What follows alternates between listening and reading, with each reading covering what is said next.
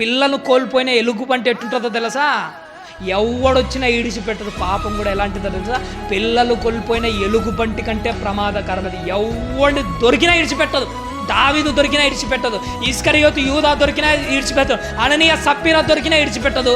నువ్వు దొరికినా కానీ అది ఈడిచిపెట్టదు. అంత క్రూర మృగం నీ దగ్గరికి రాకూడదంటే నీ చుట్టూ ఏముండాలి? కంచె ఉండాలి. నీ చుట్టూ ఒక హద్దు ఉండాలి.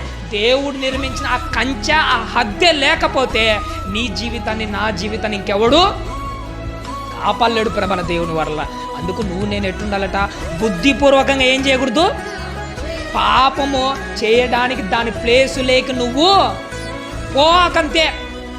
బైబిల్ గ్రంథంలో ఒక మాట అంటాడు, నాయన వ్యభిచారి చూడడం కాదురా నాయన, వ్యభిచారి ఉన్న ఆ వీధిలోకి కూడా నువ్వు ఎందుకు పోకూడదు అంటున్నాడు. వద్దు, అది పిల్లలు పోగొట్టుకున్న ఎలుగుబంటి కంటే చాలా డేంజర్ లాంటిది. అది నీకు తెలియదు. దాని చోటు కూడా పోక అది ఎటు ఇటు పడి నీ మీద పడి నిన్ను చీల్చి పడేస్తుంది. అందుకే దేవుడు చెప్తున్నాడు, దానిలో జోలికే పోక. ఇదే కాదు, ఏ దాని జోలికి పోకండి.